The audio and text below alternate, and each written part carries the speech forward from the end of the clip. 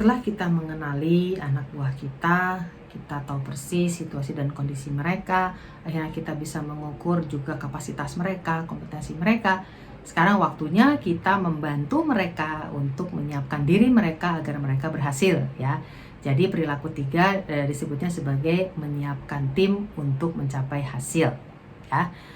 Apa yang kita lakukan di sini? Yang pertama adalah yang perlu kita lakukan adalah menjelaskan mengapa ya, tim kita ini melakukan sesuatu. Jadi kita yang pertama harus tahu dulu nih prioritas atasan kita nih apa, ya. Prioritas kita mungkin atasan kita punya 1, 2, 3 prioritas misalnya di dalam tahun ini, ya. Kemudian pertanyaan kedua harus kita bisa jawab adalah tim kita ini prioritas utamanya apa, ya. Keberadaan tim kita ini prioritas utamanya apa. Dan yang ketiga, kontribusi tim kita terhadap prioritas atasan kita apa kalau gitu? Nah, ini pertanyaan yang harus kita bisa jawab, ya.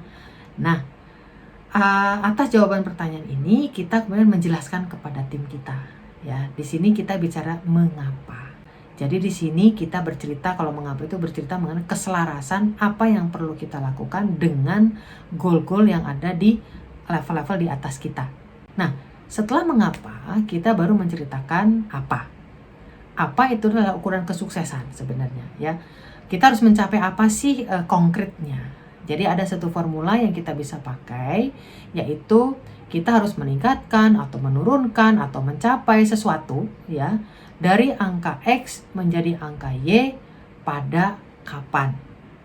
Itu adalah ukuran kesuksesan. Jadi tim kita juga mengerti bahwa kalau kita mencapai dari sekian menjadi sekian pada kapan, berarti kita sukses.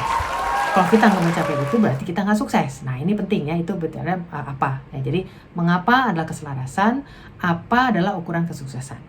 Dan yang ketiga, bicara bagaimana. Kita sebagai pemimpin tentunya harus membimbing tim kita untuk supaya akhirnya tim ini juga mencapai goal-goal yang sudah ditetapkan.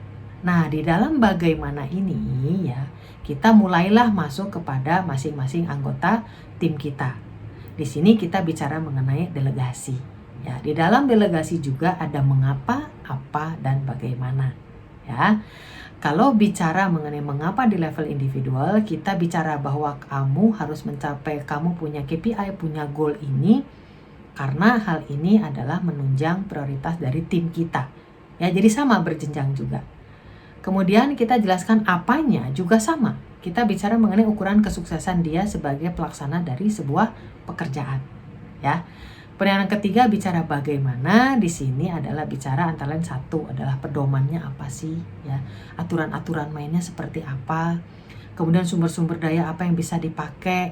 Kemudian juga jangan lupa teman-teman, kita harus menjelaskan konsekuensinya. Konsekuensi di sini bisa konsekuensi positif, bisa konsekuensi negatif. Kalau tercapai dampaknya apa, kalau tidak tercapai dampaknya apa, ya.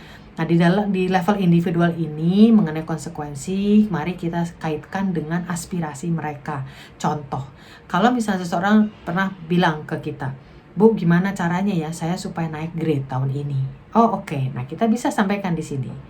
Kalau project ini sukses atau target kamu melebihi 125%, ini adalah satu ukuran di mana saya bisa mempromosikan kamu untuk naik grade di tahun ini.